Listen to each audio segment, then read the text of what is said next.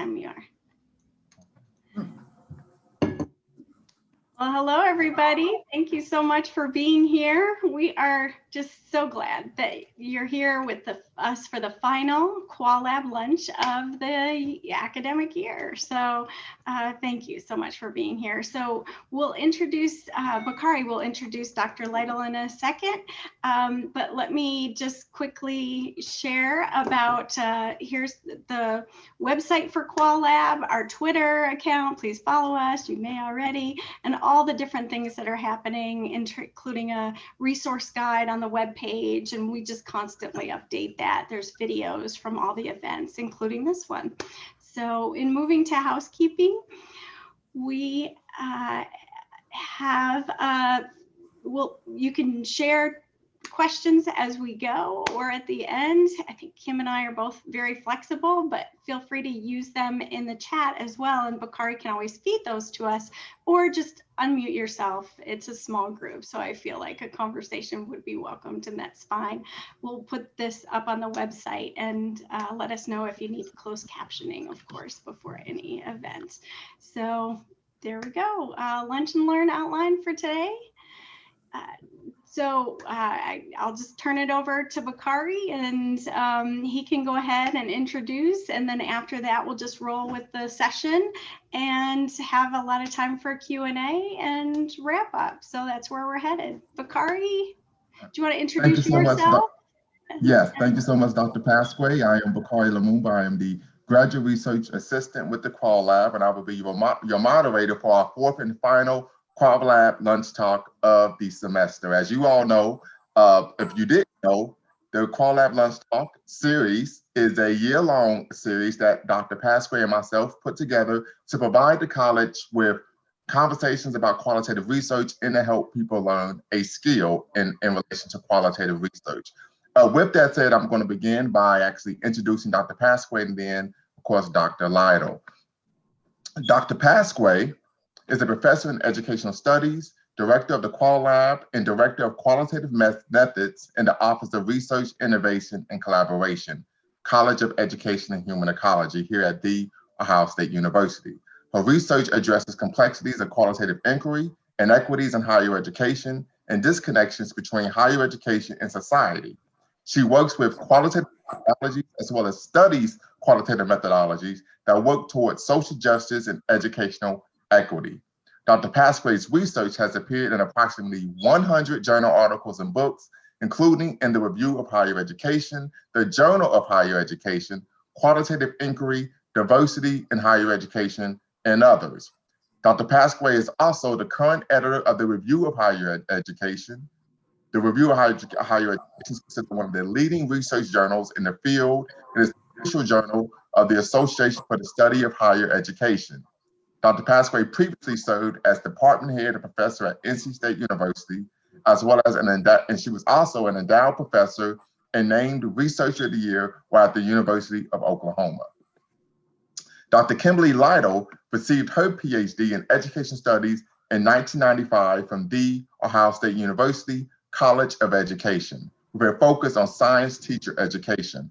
Her first position after graduating was with the Eisenhower National Clearinghouse, a project housed in the OSU College of Education, and she has been with the college ever since. She has been funded through 5 National Science Foundation programs, as well as the Ohio Board of Regents and NASA, with budgets totaling more than $7 million. In her current position, Director of EHE, Office of Research, she directs the daily operations of the College of Education and Human Ecology Office of Research, including developing systems within the college for communicating funding opportunities and research accomplishments, including oversight of the office web presence and publication. She is building relationships with colleagues across the university, with community partners, professional organizations, with local school districts to expand the EHE pool of project collaborators. Dr. Lightle is developing enrichment programs for faculty that stimulate collaborative research, provide training in fundamental issues related to solicitation and administrative management of grants and contracts. Please help me welcome Dr. Penny Pasque and Dr. Kimberly Lightle this afternoon. Thank you. That was lovely. That's very nice. Thank you so much. I'm Very, very much. used to being on the other side and not a presenter, so it's fun to be in this role today. Well, thank you everybody for coming. We are so glad you're here. I'm gonna let Kim do the intro and we'll just go back and forth and move us through the conversation for today.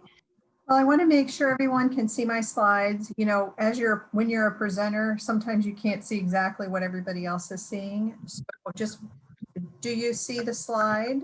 Okay, that's great. Okay. So Penny and I have done this presentation a couple times, and I think it gets better every time because we have such good discussions with the folks that actually join us. And so like Penny said before, please stop us at any time or put the questions in the chat, and we'll and Bakari can help facilitate those questions.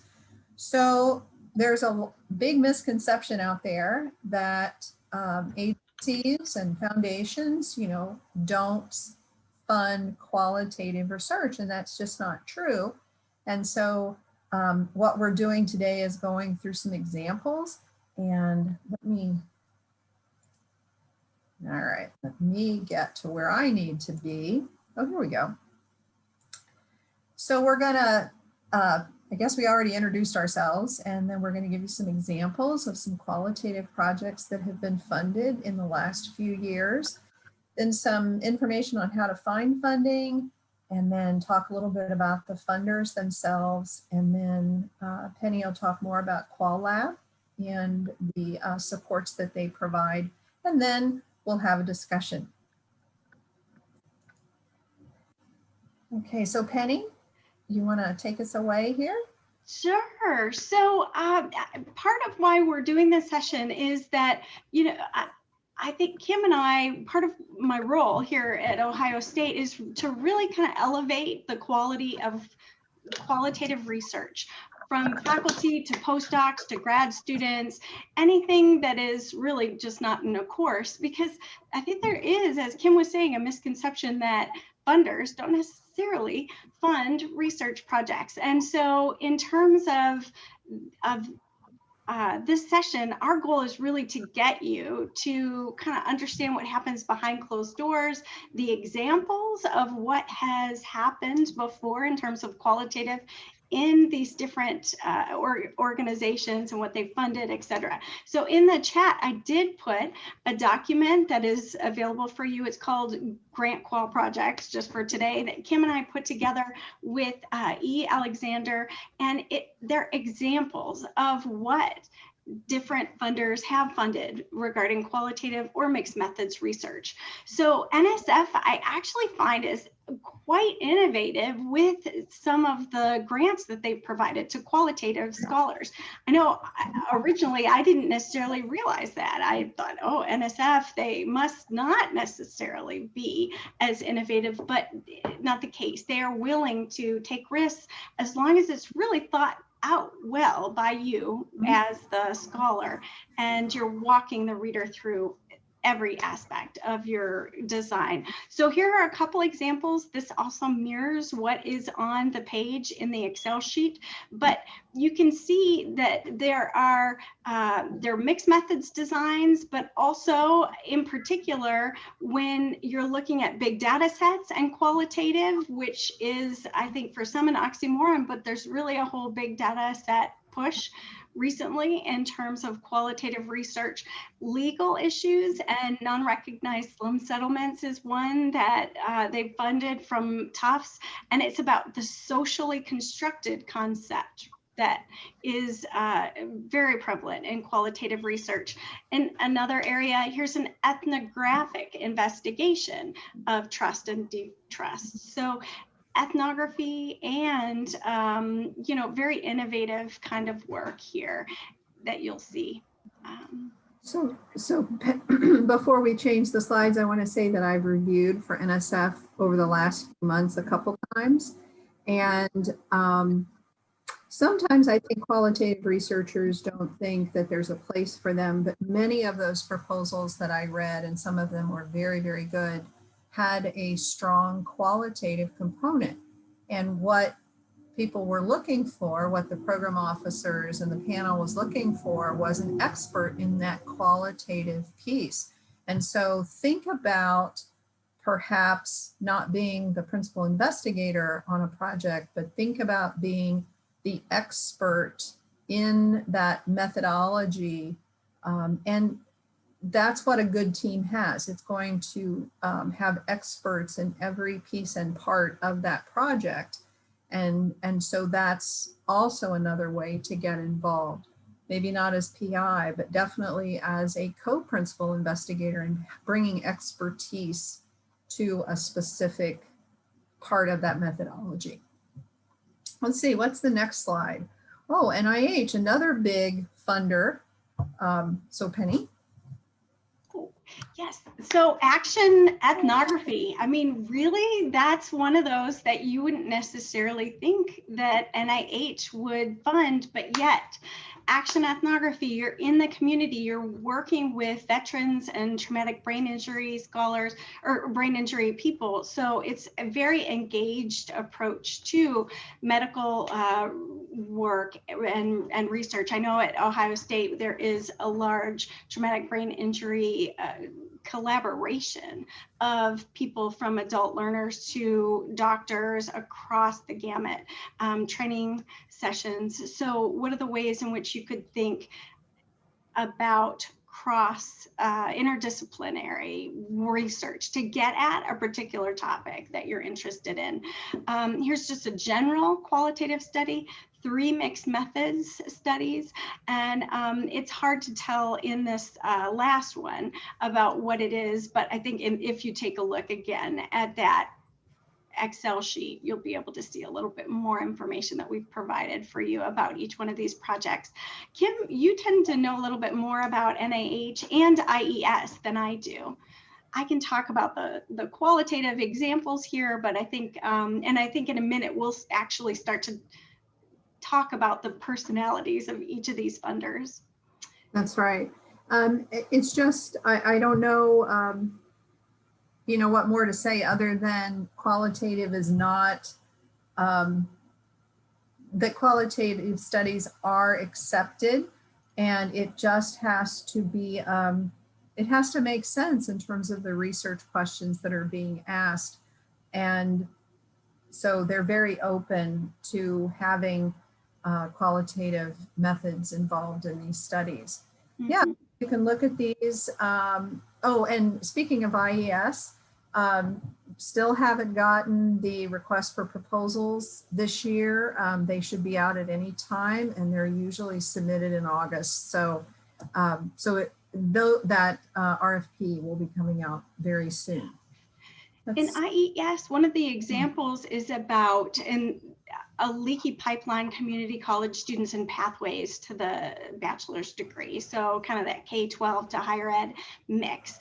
And there it's about focus groups and really diving into their database that they have, but then about the focus groups and analyzing the qualitative data in this project. So again, qualitative is one that they are funding and picking up on for IES. Spencer. All right, Spencer has a new equity grant that they have given out, which is really exciting. So definitely take a look at that, because they have had expressed an intentional interest in working on issues of race, racial inequity, diversity, and so their call has reflected that most certainly. They also are, I think, out of these, more likely to fund a qualitative project than the others, at least statistically, in looking at what has been funded here. So from grounded theory, which we didn't see in the others, to a critical diversity framework that they've used critical theory and ethnographic methods. I mean, these are markedly different than the ones that we've seen on the earlier slides in terms of examples, but I have to say, I think that NSF and others are kind of catching up in terms of the innovations that can be found in qualitative research. That's right.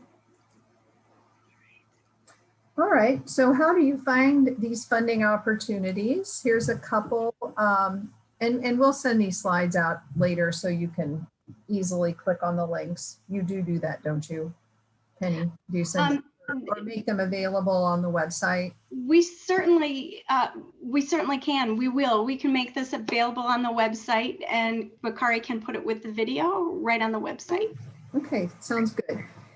So we have many of you are in EHE and you're researchers, and you get a monthly newsletter from our office that I put together. I am, and I'm looking for funding opportunities that are appropriate for EHE, and we have a very diverse group of researchers, so it is quite long. But all of those funding opportunities are added to this database, and we keep it up to date. You can do some searching. There's some tags that we've added to these funding opportunities. So please check that out. It's a curated collection, which means it's not like you're searching Google. You're never going to get 3 million hits. You might get 5, which is of course a much better focused return list than what Google could ever do. Not that I'm saying I Google all the time, but please take advantage of this database. There's another tool that Ohio State pays the licensing for. Everybody has access to this, graduate students, undergrads, faculty, postdocs, everybody. And what you do is you can set up email alerts. When I was actively writing proposals, this was a super tool for me because I use Google Scholar too, by the way, to find those funding opportunities. But I would set up my searches. I would describe the kinds of research that I was looking for. If a funding opportunity came through that met those criteria, I would get an email, which was super. And at the time I was doing a lot of elementary science education work, and that's where I was finding information from foundations and from the feds and from all sorts of different funding opportunities. So please, if you haven't signed up for SPIN, please do that. And if you have any questions about any of this, of course, you can email me. So then we were going to go to the personalities of foundation funders. One of the things that we do in our office pre-COVID was that we would take funding, we would take faculty and researchers to DC, and we would go to the different federal agencies. And I know this is foundations, but it's so important for you to feel comfortable with these funders. That means that you talk to them, you visit them, you, in this case, have a Zoom with them. And it's understanding these funders is really important, I think, to make you feel comfortable. Right, it helps to write that proposal if you understand how the funder works. Now, we've been funded through most everybody that we're going to talk about.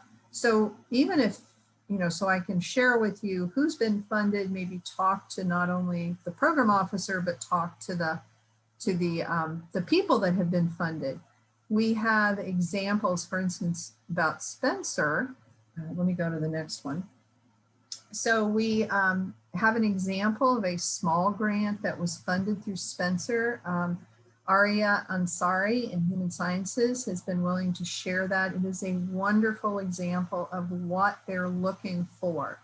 So in general, our office has examples in a grant repository of examples of award-winning grants. So that helps tremendously so that you see this template of what was funded in the past. I kind of got off on a tangent there, but we have that example of a Spencer. So Spencer has all sorts of programs. Penny just talked about the new one on, what is it called? Racial equity or Yes. it's called. So there's a new program in there. They have their small grants, which are $50,000, 3 submissions each year. So, it's not like you have to wait a year on like some of these opportunities to resubmit. There are large Spencers. There are research and practice Spencers where you work closely with like a school district. So there's multiple possibilities for this. I mean, you can read these slides. So reviewer comments. They used to not give reviewer comments. And I actually, in this last year, I've had some people tell me that they got comments, which I think is a good thing. Another thing I always did and suggest that everybody do is look at the awards that have been funded in the last year, last couple years, even past then. See what kinds of things the sponsor is interested in. And that's not just for Spencer. I mean, that's for everyone. Make sure that you know what they want. And that's a part of why we provided that Excel sheet and just did a search on their website so that you have down and dirty all these different examples for each funder right there at your fingertips. But you can also find that on their websites. As Kim mentioned with Spencer, they've had a shift in leadership. So for a while, you might be very familiar with Spencer. Don't talk to me. We're not going to talk to you. We're really going to let the proposals speak for themselves, because if I, and I've heard the program officers share this, if I as a program officer tell you something and you go in that direction and then you don't get funded, that's just, not what we want to do. So we want to make sure that we're not sharing with you. There's been a shift in leadership, and now, as Kim has said, there's more feedback. There are they will talk with you a little bit more than they have in the past, but they are very, very clear about wanting to make sure that your work fits the direction of Spencer and what they want to fund. So I also find that if you go up through the process and get something that is almost funded, you're in that last tier, you tend to get a lot more feedback from Spencer than the first blush of, oh, sorry. And then that group tends to get less feedback than if you really had made it through the different layers of their review process. So feedback is good in this case. So. Oh, here was just an example that's on the website in terms of talking to program officers and what this program officer said about being on a review panel. So yeah, what advice do you have for scholars seeking funding? And a lot of it is the so what. Make the topic mean something. And I work with PIs all the time in terms of, and people come to me and they say, I want to do this. And I'm like, okay, why? What's the point? So what's the problem? Why is it a problem? What do you want to do about it? And how are you going to know if you've made a difference? So just things to think through. Oh, then now Lumina, and Penny has some experience with Lumina. I don't, but Penny can talk to her experience. So Jamie Marasotis is the president, director, whatever his title is over there, but now he's been at Lumina for a bit and he's made a shift, and now that shift is really permeated throughout the organization. One of their overarching goals is about really working on post-high school degree credentials and taking the people who are in that pool of potentially starting community college or starting their degree and then stopping out, for example. And so they really want to work in that realm. They don't actually have all these calls. Instead, they ask for you to fill out a survey and see if there's a good match with them. It's about funding people where there's a good match, a connection. I've attended as well, whether it's in Washington, D.C. or in Lumina at in the space itself in Indianapolis. In all of those, it's about a relationship, a collaboration, convenings, connecting, and really, as Kim had said, the so what makes such a difference. Tell me how this is really going to impact and make a shift in the field. So it's really about unsolicited all year round. There's not a deadline or a due date. It's your own imposed due date. And they won't provide that guidance beforehand in terms of submitting. So there's their database. Anything else, Kim? I think that's, follow them on Twitter. You'll get a good sense of who they are and what they'll fund. William Grant. Yeah, so the next foundation, and there are plenty of foundations out there. We just picked these three because we knew a little bit about them. So William T. Grant, and they have multiple programs. They have a scholars program that is for early career, and they have some other just general funding avenues as well. They're also, so William T. Grant is more K-12 focused. Obviously, Lumina would be more post-secondary, and or the transition from high school to college. William T. Grant, so I'll say this here, is a little bit more hands-on than some other foundations or grant funders. So it's just, again, about that relationship and what kind of relationship you want with the organization. So at least on the side, that's what I found when I've worked with colleagues who have a really strong connection with William T. Grant. And they're very committed to equity and issues as well. And there's an award search, so you can see what they funded in the past and also see like the amounts. So let's say that you have a project that you need $200,000 to do. If you look at an award in a database for a funder, and if that is a typical amount, then that's good. But if they don't fund any more than $10,000, it's not a good place to go for the project that you need, an X amount of dollars for. This is super important too, that you take advantage of the OSU office, foundation office. They have wonderful resources, and it's a little bit tricky in terms of, do you go through our office, ORIC, and the Office of Sponsored Programs, or do you go through the foundation office? The important thing is to reach out to somebody in our office, and me, and we can help direct you in terms of, does this submission need to go directly through Foundation Relations? Does it have to go through the Office of Sponsored Programs? Is it a mix? So I think sometimes it's really confusing in terms of these foundation funders, who you should work with. But if you reach out to our office, whether it's our grants managers, Ann Smith or myself, we can help you navigate who's going to submit, and if you have to do one of those EPA 005s, some of you recognize that jargon, but yeah, we can help you figure that out. And we can, in fact, submit, I never say these letters right, the not-for-profit, whatever.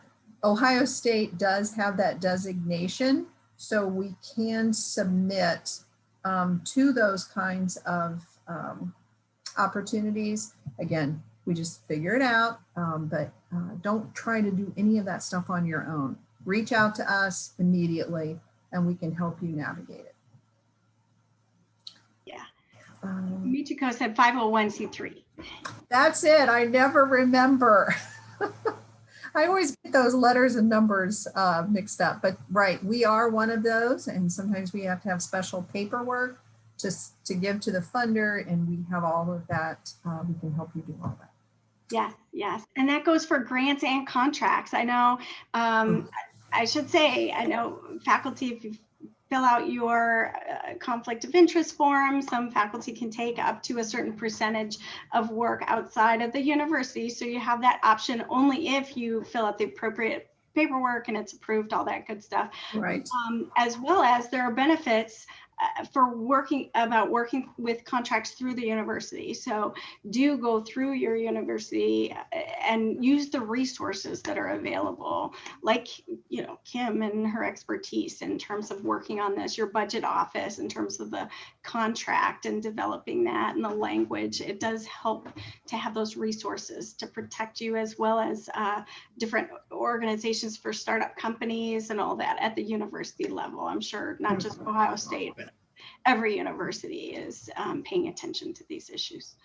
Absolutely. And it's not just for faculty, it's for everyone. It's for students, undergraduates, grads, postdocs, our research scientists, as well as our faculty. So all of those, I think there's probably sometimes people get overwhelmed and they just think, there's just no way I can do all of this. Well, you don't have to do it all. You know, we have people in place that will help you understand how to navigate all of these, all this red tape, which it's just part of our life. You know, we have to do it. Well, so now I don't even know what time it is, but here we have, okay, so we have some information on 3 of our biggest funders for this college.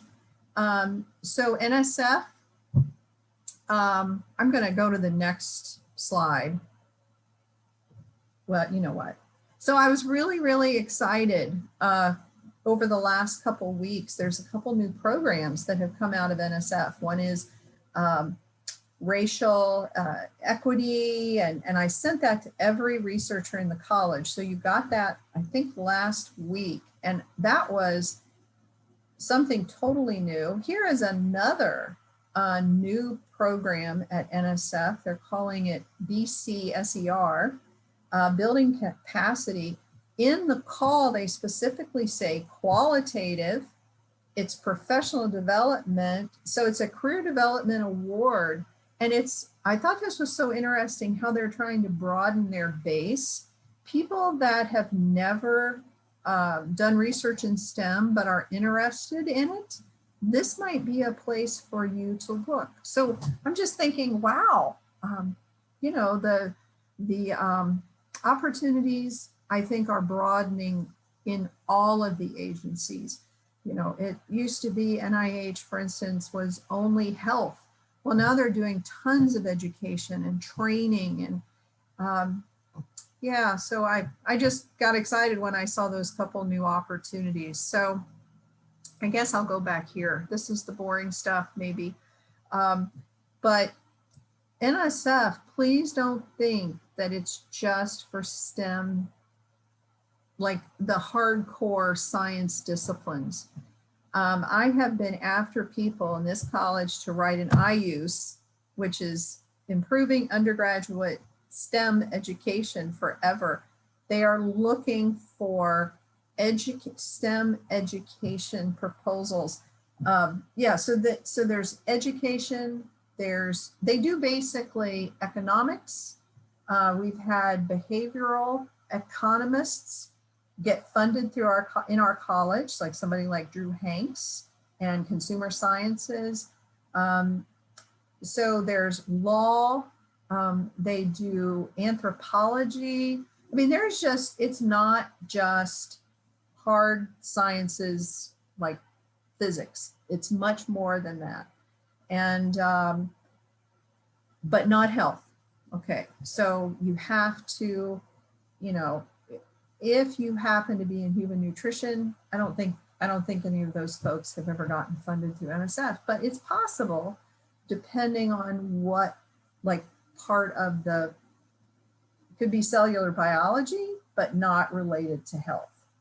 All right, so yeah, so graduate students, early career researchers, conferences, pre-K through Gray. One of my program officers from one of my first funded projects through NSF, he used to always say pre-K through Gray. So that covers it all. So, you know, it's looking at grandparents. How do grandparents become scientifically literate? Okay, I can see a lot of conversations happening with people like me because I'm a grandma now. So again, I'm just trying to say that it's wide open.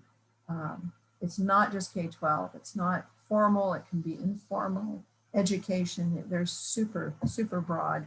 The peer review process is really important with NSF. It is anonymous. You are not allowed, like I said, that I sit on panels, but I'm not allowed to say which program. The program officers, it's so important for you to build a relationship with that program officer before you ever submit that proposal. They sit on those panels and they make decisions. So they can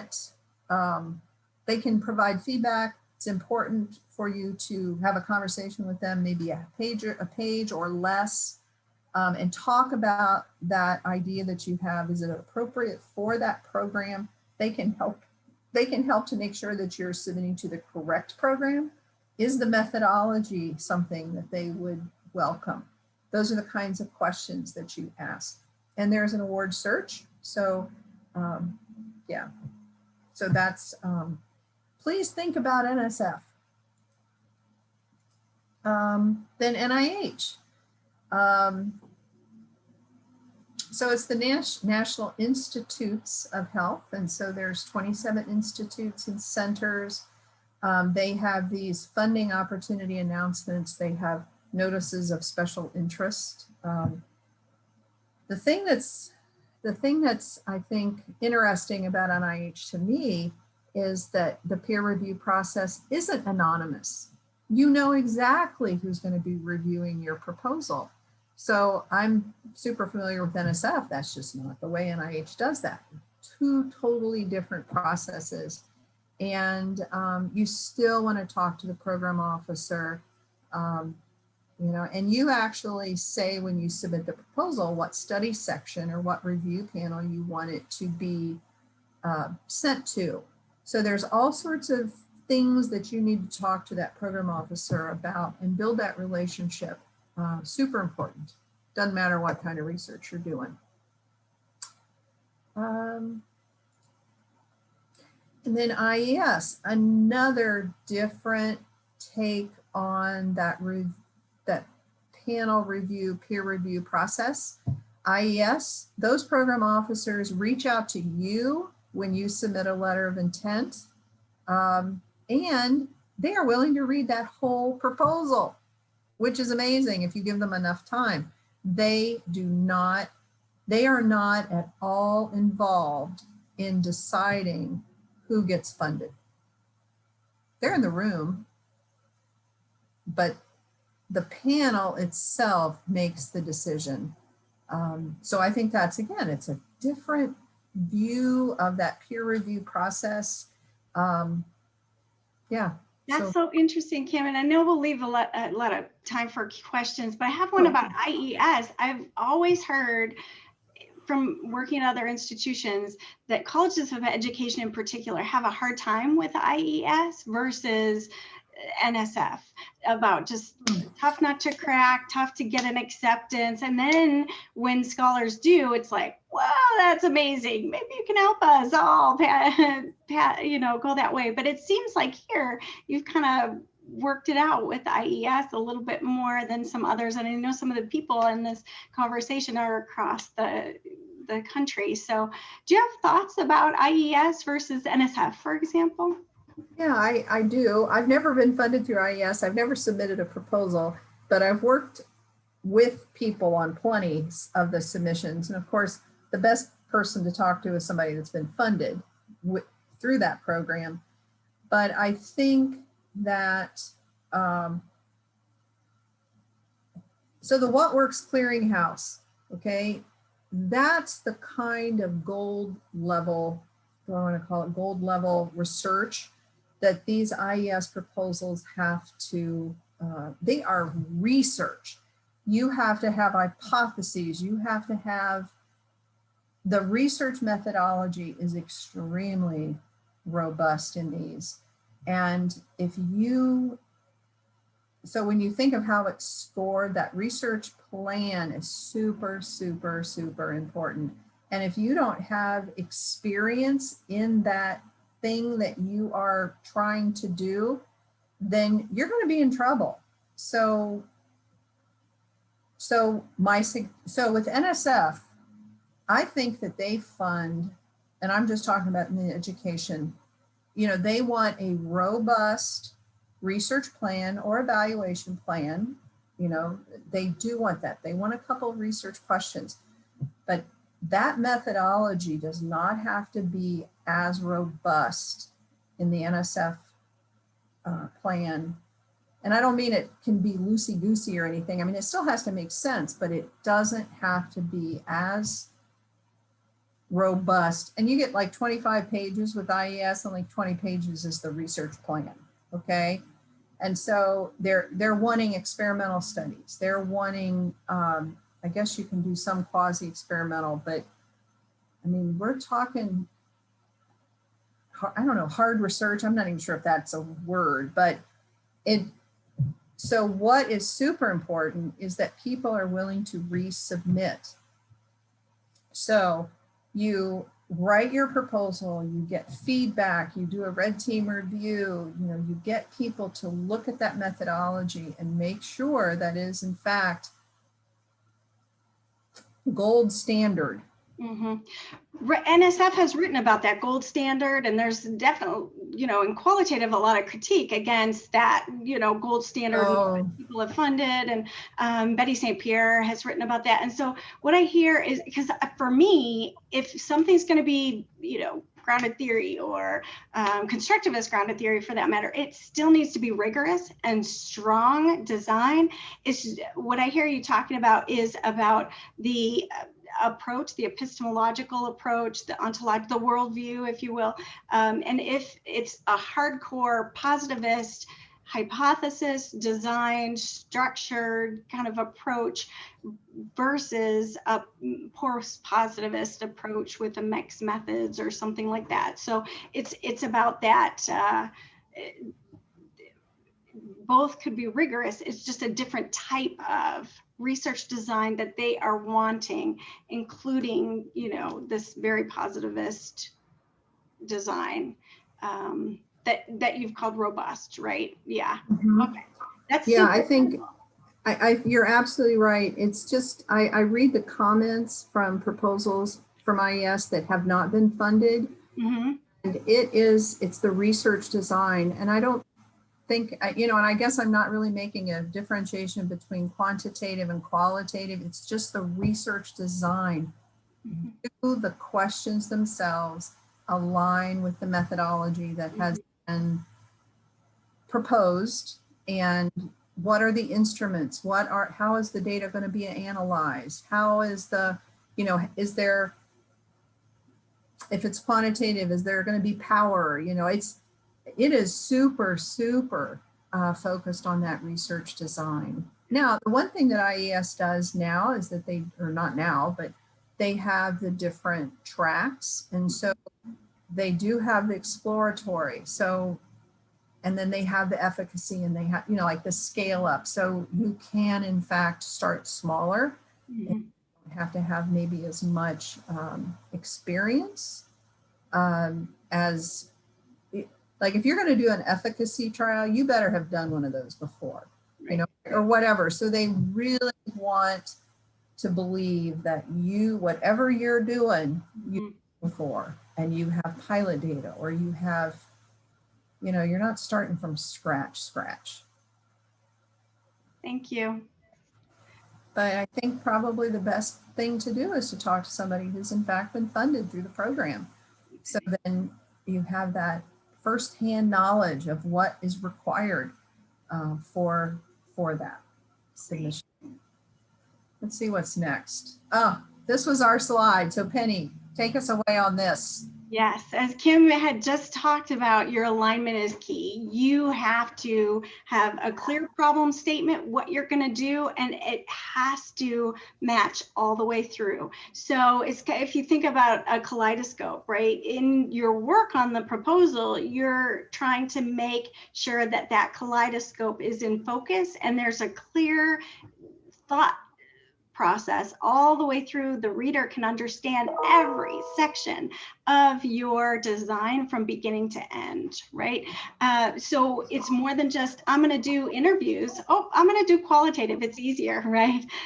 That's not necessarily the case. So if you're going to drop everything down to your methods, oh, I'm just doing interviews. Oh, I'm doing thematic analysis. It's a surefire way to get rejected. You really have to have a methodological approach that matches, and if it's exploratory and it's thematic design and doesn't have a methodological approach, okay, it just has to be very tight and rigorous according to qualitative guidelines. So you want to make sure that the research question matches the entire design. There's some information here on mixed methods. I know there's a lot of people are doing mixed methods now, which gives you a post-positivist approach, right? Not your positivist, not your constructivist approach, but an overlap of the two. And so that congruency matters.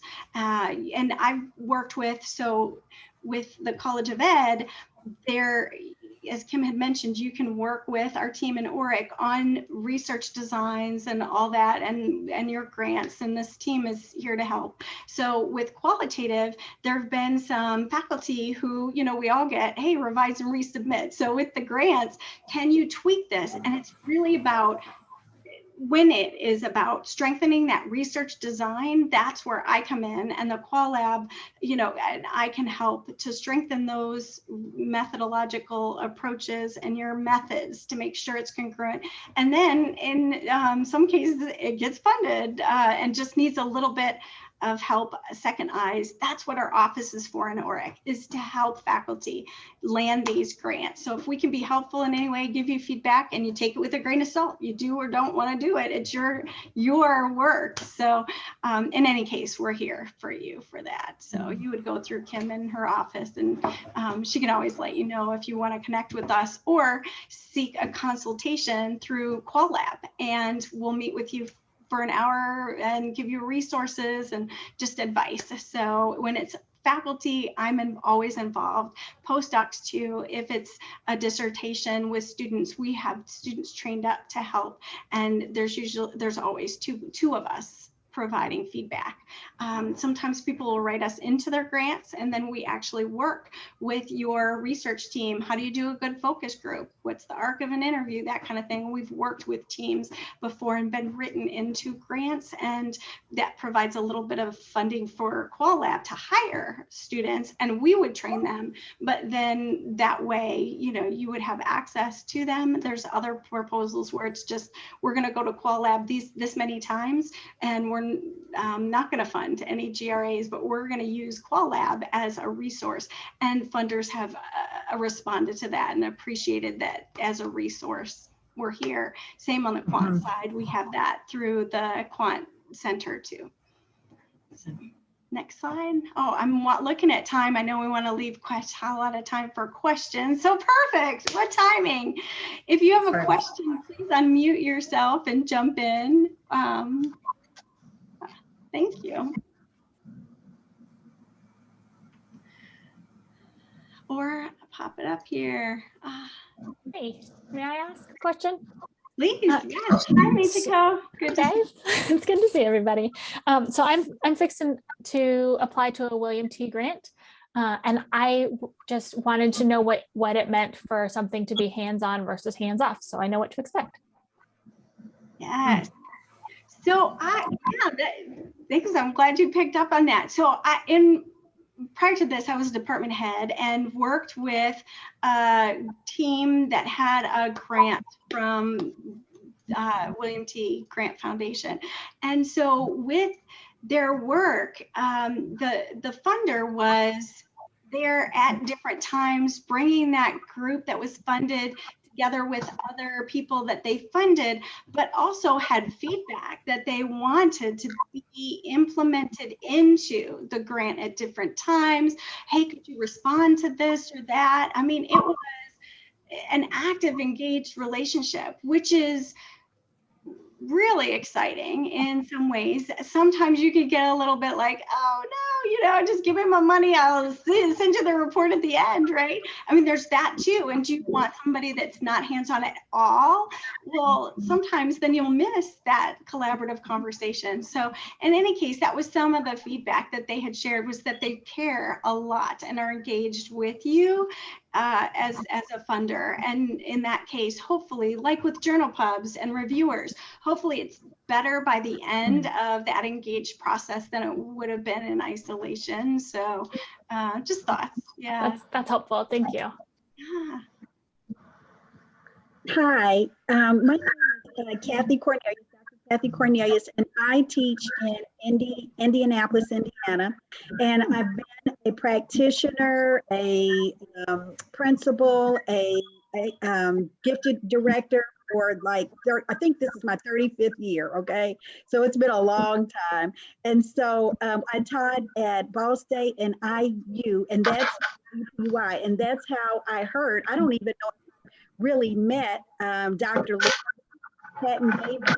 He's legendary, and I taught some courses there as an adjunct in the summer and in the evenings. And I mean, she's legendary. Every time, my background is culturally responsive teaching, critical theory, critical race theory. And so I wanted to thank you, all of you, that were, this series has been wonderful. And I appreciate the lunch hour, because I teach from 8 to 8 every day, Monday through Friday, right? And meetings. And so this has been a perfect time. But long story short, I'm interested, but I'm not skilled in research. I am a wonderful practitioner, have lots of awards, and I even have the data, right? So right now, my midterms, my final projects, we can count all of this, my community partners. So, and I took pictures, and I'm so glad you offered this, but I need to know, number one, if I'm at a different institution, okay, how do I navigate? Because I'll probably have to have a seasoned, like Dr. Lori or someone else at Ohio State or IUPUI or IU that guides me through it, guides me through the process. So I'm looking for a research team. And so how do I find that and navigate institutions? Do I have to use my institution, or can I use their institution? What are the legalities? How does this work? Yeah, you don't, you absolutely have to go through your own institution. Okay. And so even at Ohio State, and we're quite large, every college and even departments within those colleges have different grant support units. And so in the College of Education and Human Ecology, we're different than arts and science or chemistry or whatever.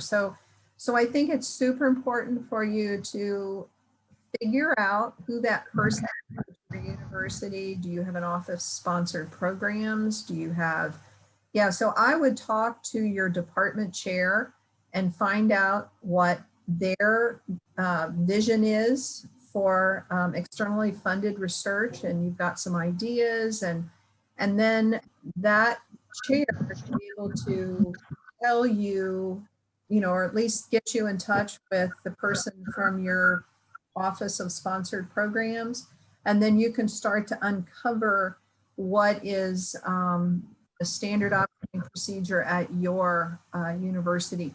You do not, none of these funders are going to give you money yourself. And you don't want that anyway, because you don't want to pay taxes. You don't want to be responsible if something goes wrong. So all of these funders are going to require you to go through your organization. Now, sometimes it's a simple fit, but there has to be, somebody that takes on the risk, that is fiscally responsible for whatever the money happens to be, whether it's, $100 or $1 million. So that's what you have to do. And I'm sorry that you don't already know that.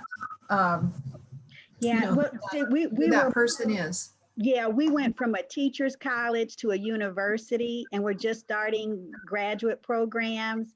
And so, but you know, I have always presented at national conferences like NAME and NAPSE. And so, yeah, and I take my students' work with me, and you know, I always get wonderful feedback.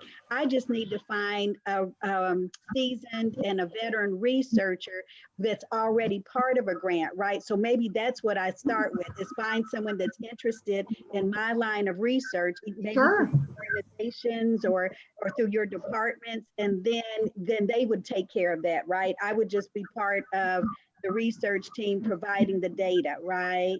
Right, and there That are collaborations possibility. like that in our college Yeah. where we've connected people, or they're already connected, because you want the researcher to know institutional review board and all these things that are a little bit different than a practitioner. So as a team, it, you know, that you would bring the practitioner voice, which would be really important. I see a couple of questions in the Thank comment you. box. I appreciate it. Thank you so much. Oh, the last question, I was thinking about taking that workshop in June. Will they have more information about this as well? Oh, yes, the Advanced Methods Institute. I'll put that in the chat. Thank you. All right. Thank you. Bakari? Yes. So we have another question that I don't know if this was answered. I don't believe it was, from Lindsay Rowe, asking basically regarding qualitative research, its grants, funding, and how research anticipated funding needs. I guess so. The question really looks like is focusing on how do you successfully request funding for qualitative research? I can chime in. I'm sort of wondering, what are people asking to be funded for qualitative research, especially for smaller grants where they're not funding their time or salary? What things do people successfully ask for qualitative research funding? So one is transcription, that, you know, often, even if you're doing it online and Zoom will transcribe it for you, you still have to have time for you or your team to actually go through and do the transcription. Software like In Vivo or Deduce, or we just, an announcement for our college, we just got approved. Bakari and I put in a proposal for Transana, which does video. It's much like a software like In Vivo or Deduce, but for video. And so with all these videos and Zoom videos, it'll help you with that. So you could ask for software, you could ask for training to train yourself up on that software. Kim, do you have other things to throw out? Yeah, I mean, there's incentives for participants. I mean, if you're going to do, you know, you want to maybe give them a gift card, so that could be possible. I don't know. Yeah, so I have a whole list of things that people put in budgets and things that they need to think about. And so it really, so you have to look at the sponsor, what they are willing to fund.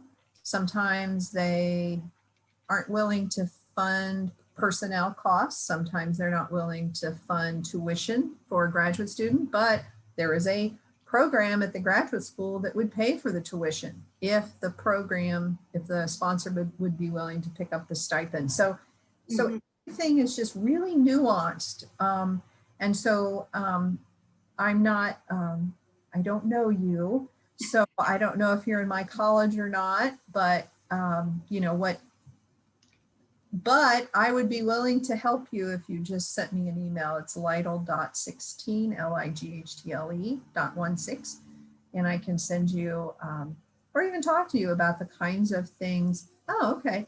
To talk about the kinds of things that are typically put in budgets, but it's so much reflected in terms of what the sponsor will pay for, the amount of money that is allowed, and the work that you want to do. The scope of work has to reflect that budget. Again, it's all about alignment. You can have the most beautiful proposal, but and it could be a wonderful research plan, but if the scope of work does not reflect the budget, then it's not going to get funded, you know. So So it really is just, it's a huge dance. And it takes a lot of time, and you got to you can't start today and think you're going to submit tomorrow. It's just not going to work.